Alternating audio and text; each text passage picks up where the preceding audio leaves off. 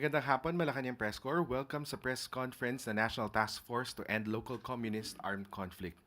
Pinangunahan kanina ni Pangulong Ferdinand R. Marcos Jr. ang 7th Executive Committee meeting ng NTF-ELCAC kung saan pinag-usapan ng update sa Executive Order 70 at panunumpa ng mga bagong cords at executive members pati na rin ang mga aktibidad ng NTF-ELCAC. Para bigyan tayo ng detalye sa 7th Executive Meeting, kasama natin ngayon sina Presidential Advisor, NTF-ELCAC Executive Director Undersecretary Ernesto Torres Jr., National Security Council Assistant Director General Jonathan Malaya, National Amnesty Council Chairperson Attorney Lea Tanodra Armamento, at Armed Forces of the Philippines Vice Chief of Staff Lieutenant General Jimmy Larida. Good afternoon, ma'am, sir. Yeah, sir. Undersecretary Torres for an opening statement. Magandang umaga sa ating lahat. Once again, thank you very much for having us here in this press conference. Thank you, Secretary Dale, for the introduction. Tama yan, this morning we had the 7th Executive Committee meeting of the NTF-ELCAC. It was conducted in two parts. The first part is the preparatory meeting, which was presided by the Executive Secretary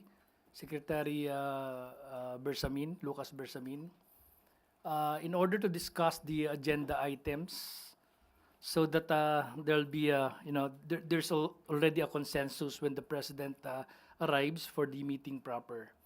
And then the President arrived at about 10:00 hours, and then the meeting presided. Very important things were tackled during those two events, such as business arising from the previous meeting that was conducted last year, November of 2024. And then we also showed an ABP of the NTF-ELCAC showing to the public what the task force has done for the past year. And then a briefing was conducted by the Director General of NICA on the CPP-NPA-NDF situation. And then I briefed the Executive Committee in those two occasions on updates, challenges, and recommendations. So I would be sharing with you in the course of this press conference what transpired during those meetings. But before that, I just would like to inform the body that the Executive Committee meeting was well attended. Out of the 36 regular members of the EXICOM, cabinet secretaries, 32 were present. So just a rundown of who were present in that meeting earlier. Of course, the President as the chairperson was there. The Vice Chair, Secretary Anyo, was also there, and the Executive Secretary, Lucas Bersamin. Also present are, if I may just mention to you, the departments secretaries, the department secretaries who were also around. We also have around the head of the PCO, Secretary J.B. Ruiz, then NEDA, Department of Health, Department of Trade and Industry, even the DOF was represented there, the DND, DTI, DOST, CHED, chairman was also there, DA, Department of Transportation. I'm mentioning this just for everybody to have a picture on how broad the participation was this morning and how complex the organization of the NTF-ELCAC is. So we also have a representative from the TESDA. The NCIP chair was also there, NICA head. Then of course from the Armed Forces of the Philippines, it was represented by the Vice Chief of Staff, Lieutenant General Jimmy Larida. Then the DNR was also represented by Yusek Augusto de la Peña. DPWH was represented. And of course, some other officials from the NICA, from OPAPRO. Secretary Galvez was in attendance. And then the OSG himself was there together with Assistant Solicitor General Angelita Miranda.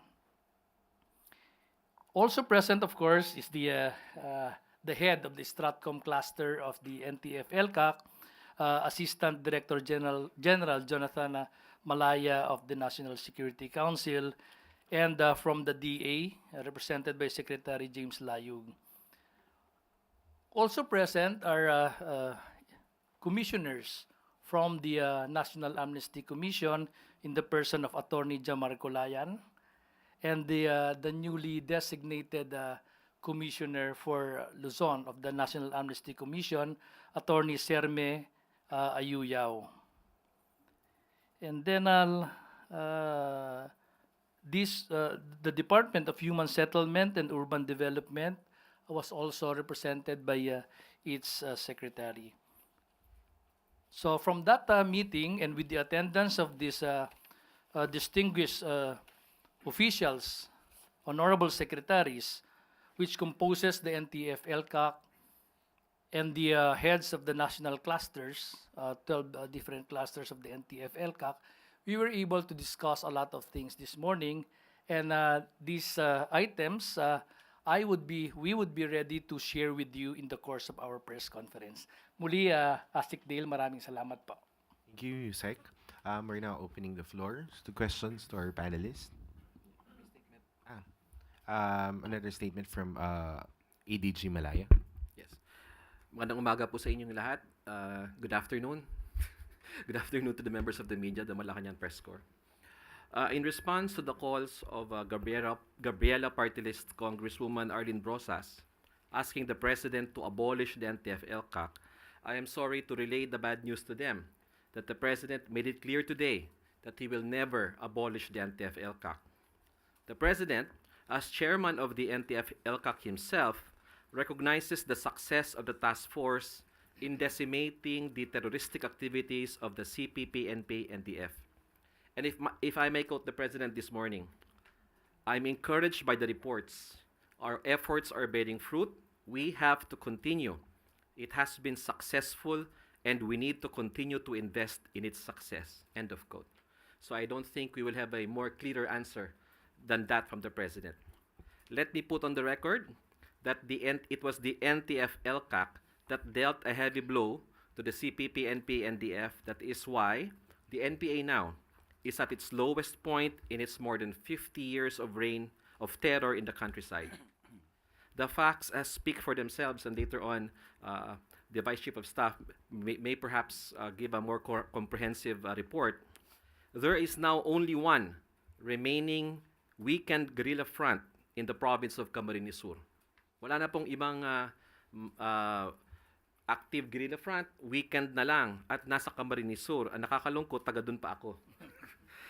And this and this remaining weekend guerrilla front will be dismantled within the year. At present, there are only 1,050 remaining NPA armed members scattered and isolated in some parts of the country. When NTF-ELCAC was organized, 89 po lahat yan. 89 guerrilla fronts. And now we are at one weekend guerrilla front.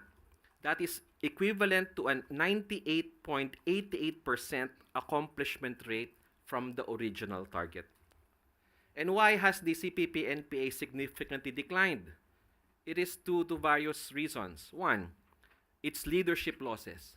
The death of Joma Sison, the neutralization of key Central Committee members like the Chamson couple, and just a few months ago, the death of Mirna Solarte of the Northeastern Mindanao Regional Committee.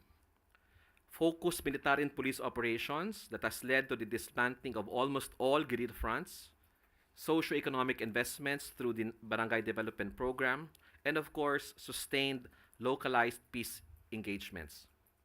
The CPP-NP-NDF is also impeded in its recruitment efforts in schools and universities because of the anti-terror grooming and anti-radicalization program of the NTF-ELCAC.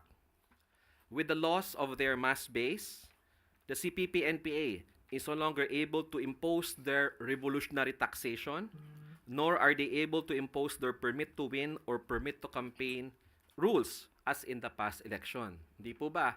Habang lumalaki tayo, laging issue yan. Permit to campaign, permit to win, revolutionary tax. For this coming May elections, the CPP, NPA, NDF will no longer be a significant threat to the peaceful conduct of elections.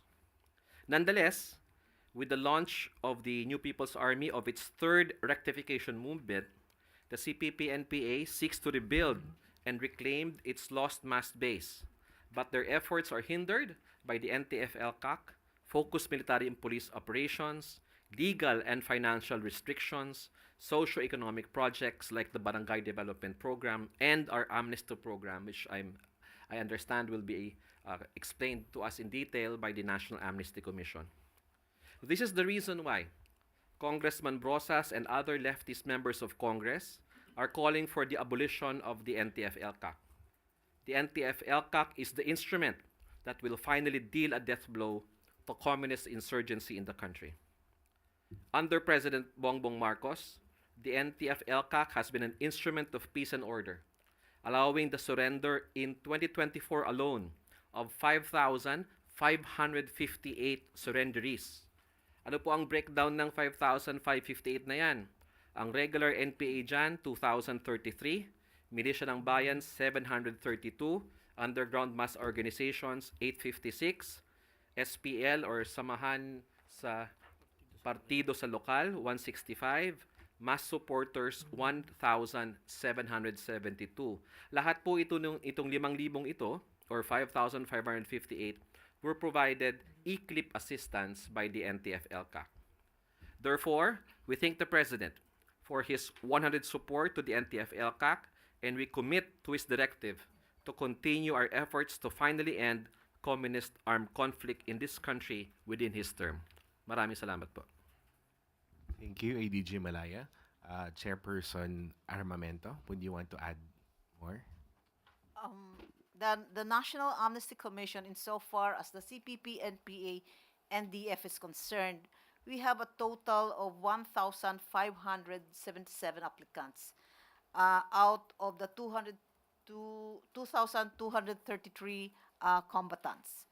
So, and we have a total of 2,481 applicants from the four groups that are given by the President the opportunity or covered by the proclamation to apply for amnesty. Thank you, Chairperson Armamento. Lieutenant General Larida, would you want to give a short statement? Yung success po ng ating NTF-ELCAC is a manifestation of the whole of government approach. And the Armed Forces of the Philippines is very proud to announce na yun nga, meron na po tayong isang weekend guerrilla front sa Southern Luzon area, and it's a matter of administrative procedure na lang po. Dumaan na ito sa national level, Joint Peace and Security Coordinating Council, at na-deliberate na po ito at considered dismantled. So administrative procedure na lang po ang inaantay natin. And with that, kung matapos yung procedure na yon, wala na po tayong guerrilla front na kino-confront. So that's the success of NTF-ELCAC. Thank you. Thank you, Lieutenant General Larida. We're now opening the floors to MPC for questions. Raquel Bayan, Radyo Pilipinas. To Sir Torres. Sir, bukod po dito sa mga binanggit niyo na kanina, ano pa po kaya yung ibang inilatag niyo kay Pangulong Marcos sa meeting kanina? Tsaka meron po bang particular na issue or topic si Pangulong Marcos na hininga ng update sa meeting kanina? Thank you very much for that question. So among the things that were discussed earlier is the strengthening of the NTF-ELCAC. Kagaya nga ng binanggit ni ADG John kanina, it is very, very enlightening that the President made that commitment that the NTF-ELCAC campaign would be sustained in its peace and development efforts. So part of that strengthening of the organization is the approval of designation of the CORDS, or Cabinet Officer for Regional Development and Security. So for the information of everybody, the merging of the RDC, or Regional Development Council, and the Regional Peace and Order Council on matters pertaining to the resolution of the root causes of insurgency are being led by the courts in every region in our country. Since some of the regions were vacant, with the resignation, for instance, of Secretary Bautista Bautista of the CAR, siya yung dating courts ng CAR. So this morning, he was replaced, no, by Secretary Arsenio Balisacan of NEDA as courts of CAR. Similarly, Secretary Vivencio Dizon is now designated as the courts of Region 4B, while for the newly established Negros Island region, the TESDA head, Secretary Jose Francisco Benitez, was also designated as its courts. Other than that, there were some designations also and adjustment in the organization of the NTF-ELCAC. One is the inclusion of TESDA as the co-lead of the PR-LEC clusters, no? Cluster of the NTF-ELCAC.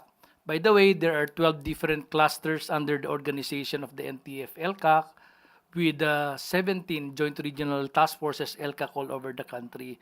So yung PR-LEC, Poverty Reduction and Livelihood Employment Cluster, which was led by the Department of Agriculture alone. So with the approval of the EXICOM and the President this morning, of the TESDA to be the co-lead, ay dalawa na po sila mag-lead ng PR-LEC cluster. Also, OPAPRO was included as co-lead of the DILG and the DND in the ECLIP and Amnesty Program cluster. Likewise, of course, the National Amnesty Commission was also made a part of the EYAP cluster.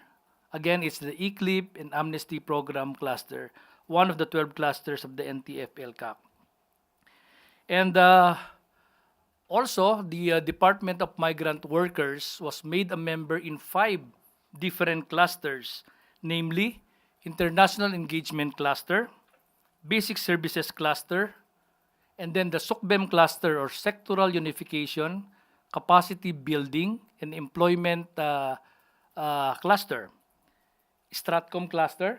So DMW will be now a part of the cluster headed by ADG Malaya.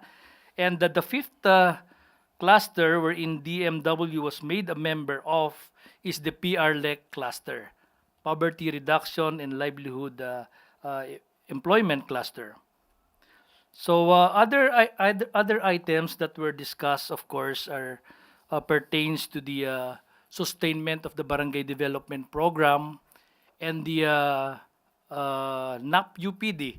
NAP-UPD is the National Action Plan for Unity, Peace, and Development, which would serve as the roadmap of the NTF-ELCAC in the implementation of its programs, projects, and activities from 2025 to 2028. It was actually approved by the President in the 6th Executive Committee meeting last year, November 8 of 2024, and officially launched on December 6, 2024, which coincided with the 6th founding anniversary of the NTF-ELCAC. So we are just awaiting for the issuance of a memorandum circular that would direct all the agencies of the government and its partners to provide support in the implementation of the NAP-UPD 2025 to 2028. So details of the BDP program, siguro po ang pinaka, aside from the funding support that we requested from the administration, one significant thing about the BDP program, just to contextualize, yung BDP program po natin, ang beneficiaries niyan, are barangays that were formerly influenced by the CPP, NPA, NDF. Hindi po kasama yung mga barangays na dating na-impluensyahan ng local terrorist group.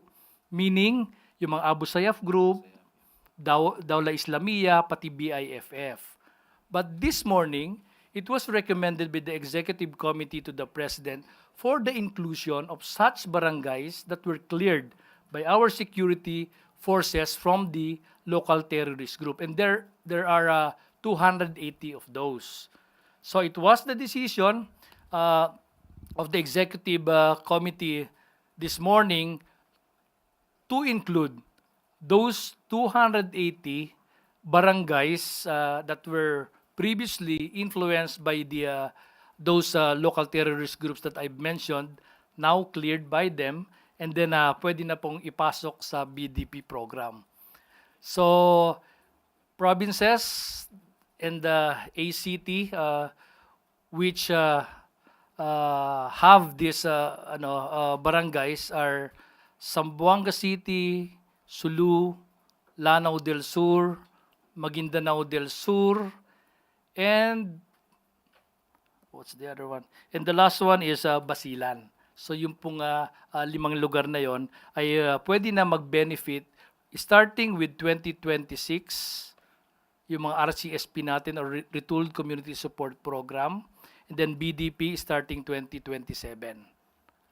Ang schedule ng implementation dun sa mga provinces and city na nabanggit ko, for Sulu, Lanao del Sur, and Zamboanga City to be the beneficiaries of the RCSP for 2026 and BDP 2027.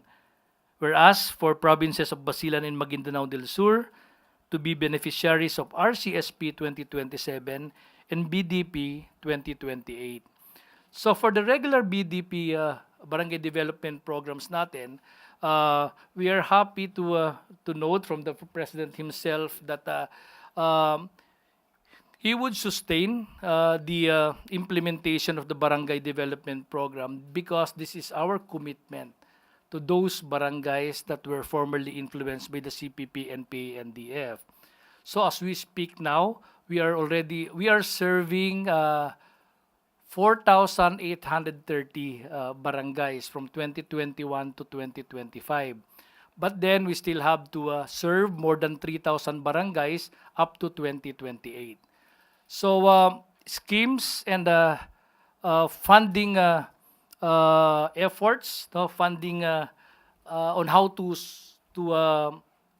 generate the necessary fund for the BDP in more than 3,000 barangays was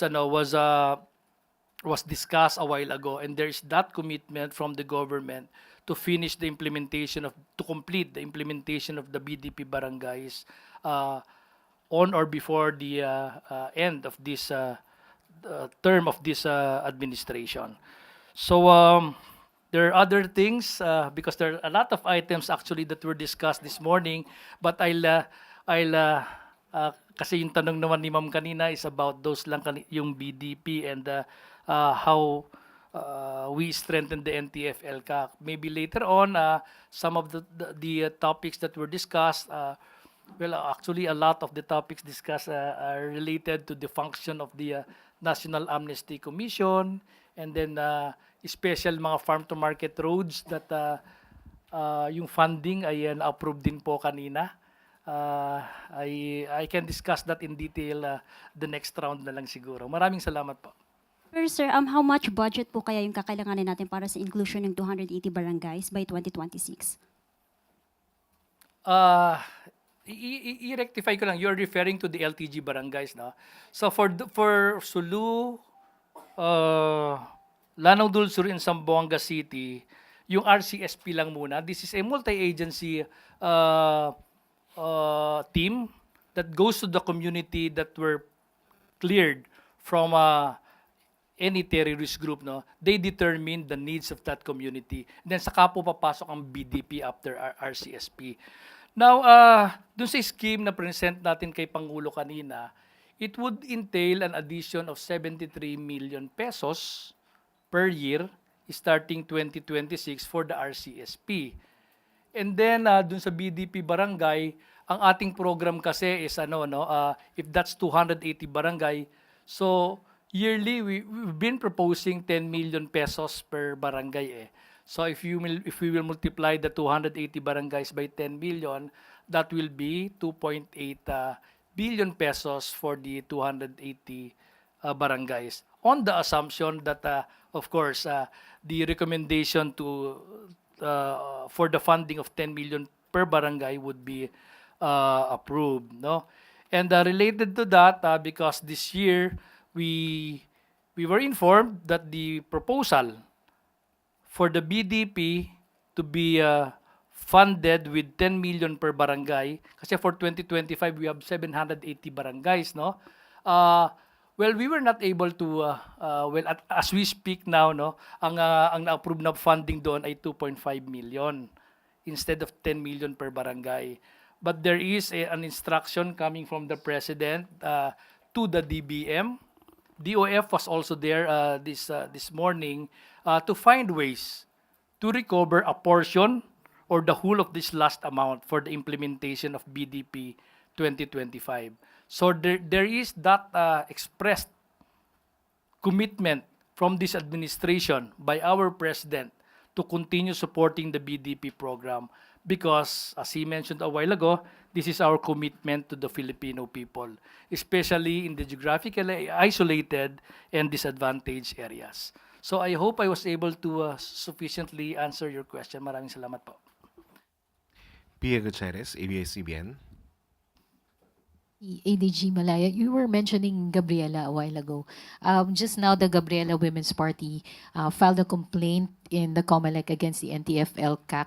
They're accusing the task force and other personalities of red tagging as well as gender-based sexual harassment during the election period, particularly yung supposed continuous, vicious, and systematic vilification campaign by the NTF-ELCAC, which they say are in violation of COMELEC Resolution 1116 or the anti-discrimination and anti-discrimination guidelines. No? So sabi ni First Nominee Sara Ilago, when they red tag and harass the Gabriela Women's Party, they are attacking not only the party but also attempting to silence the collective voices of women in and out of Congress. Your comments, sir. Thank you for the question. First and foremost, wala pong basihan yung mga paratang na yan si NTF-ELCAC. Red tagging has never been the policy of the NTF-ELCAC. If any, it is the former rebels who are the ones red tagging them. No, we have many individuals who were part of the movement, of the communist movement, who have now joined mainstream society, and they are the ones exposing these individuals. No, those people that they were part that they know for a fact were part of the communist movement. So I think the Gabriela Women's Party list is barking up the wrong tree. They are, again, as expected, kaya nga sabi ko, assailing the integrity of the NTF-ELCAC because the NTF-ELCAC is the instrument to destroy the Communist Party of the Philippines New People's Army. Kaya pinag-iinitan kami. No? But we are very confident of what we have done. Kami sa NTF-ELCAC, we do not engage in red tagging. No? It is the former rebels who are the ones, no, who are exposing and telling the truth about them. If you remember, there was this hearing in the Senate, no, called by Senator Bato de la Rosa, and former rebels spoke there under oath and pointed to many members of the leftist groups, no. So ito pong itong mga paratang na ito is an effort on the part of the Gabriela Women's Party list to harass and intimidate the NTF-ELCAC. And as I said in my opening statement kanina, these efforts will not bear fruit because as the President himself said very clearly this morning, the fruits of the NTF-ELCAC are very clear to see. It's bearing fruit and government must sustain these efforts so that we can finally put an end to communist insurgency in the country. Another question po kay Attorney Armamento. Ma'am, in a previous interview, you mentioned that you have requested the Office of the President to grant the NAC yung authority to issue safe conduct passes sa mga rebels who may want to apply for amnesty. Ano na po ang update dito?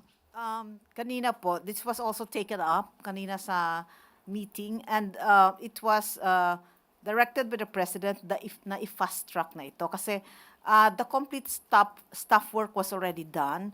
All members of the National Amnesty Commission who are ex officio, the Secretary of Justice, Secretary of Local Government, the Secretary of the National Defense, and the OPAPRU, Secretary Galvez, they all recommended for the grant of authority to the National Amnesty Commission to have authority to issue the safe conduct pass. So when after the meeting, we approached Executive Secretary Bersamin, and he called the ODESCA, who has the papers, to already submit it to his office. Ma'am, nabanggit niyo matumal yung bilang ng mga nag-a-apply no, because of yung problems. That's a reason why you have requested for safe conduct passes. How do you think this will impact yung number na mga nag-a-apply once na ma-approve siya? Actually, this will be very helpful because we can already access these members of the groups that are covered by the proclamations for amnesty, kasi some of them have their warrants of arrest and they are in hiding. They want to apply for amnesty, but they cannot go out of their hiding place because of their fear that they be arrested. So what we were doing then was that we go to where they are and get their application. Sometimes we interview them through online. That is, if they have Wi-Fi signals. If none, so it will be very difficult for us.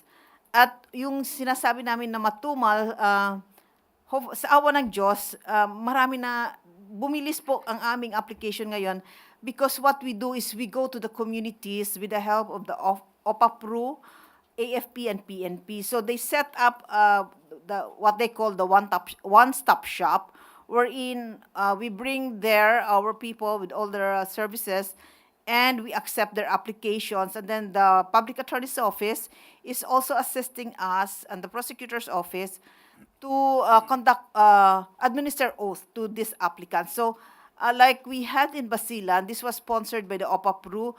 For one day, we had 127 applicants. In Negros, we have like a total of 67 applicants for the 2 days. Last question lang po, General Larida. May we know what's our timeline to dismantle yung nahuhuling guerrilla front? And what are the challenges that we're facing right now? Sa nabagit nga po kanina, nasa administrative procedure na lang po yung sa sa declaration yung natirang weekend guerrilla front as dismantled. So itong siguro ma'am kung signatures na lang naman ang kailangan in a month time considered dismantled na po itong remaining weekend guerrilla front. Of course ma'am, yung second question yung tungkol sa challenges, with the weekend structure nila ngayon, napunta na po ang kanilang tactics, napunta na sa small units, and they are constantly evading our troops. So yung talagang hitting them directly with our operating troops medyo very challenging sa ngayon. Thank you, ma'am. Thank you. Do you have questions from Malacanang Press? Gilbert Perdes, DWIZ. Magandang hapon po. Siguro kay General Larida na lang siguro. Wala po itong kinalaman sa NTF-ELCAC. Ito po, sa Friday po kasi nakatakda magdiwang po ng kaarawan si dating Pangulong Duterte. At inaasahan po na magkakaroon po ng mga pagkilos yung mga pro-Duterte. Yung gantong usapin po ba, natalakay niyo po ba sa meeting niyo with the President? At anong paghahanda pong ginagawa ng AFP dito? Ang Armed Forces of the Philippines po is mandated to support the Philippine National Police sa law enforcement operations. So ang reaction po ng AFP is kung ano po ang i-request ng Philippine National Police. Sa other matters po, I might reveal operational and tactical matters already that I have no authority to reveal. Yung ibang statement about that, we will defer to the statement of the Department of National Defense, sir. Thank you, sir. Pwede po pong, may ano po, sa gitna po ng political noise po sa bansa, anong assurance po sa taong bayan, yung AFP, na para manatiling loyal po sa Constitution, yung militar? Yung ating Chief of Staff po, si General Romeo Browner Jr., palagi niya pong kinakausap yung ating mga field commanders. At isa lang ang marching orders, to remain loyal to the national flag and always perform our task in accordance to the Constitution. Rest assured po that the Armed Forces of the Philippines is one and united in serving our nation. And that is, again, to perform our mission in accordance to the Constitution. Salamat po. Thank you, sir. Okay po. Thank you.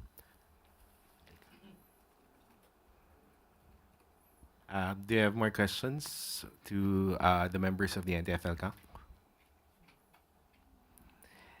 I guess that's it. Thank you very much. Undersecretary Torres, ADG Malaya, Attorney Armamento, and General Larida. At dito na po nagtatapos ang NTF-ELCAC 7th Executive Meeting Press Conference. Maraming salamat at Malacanang Press Corps.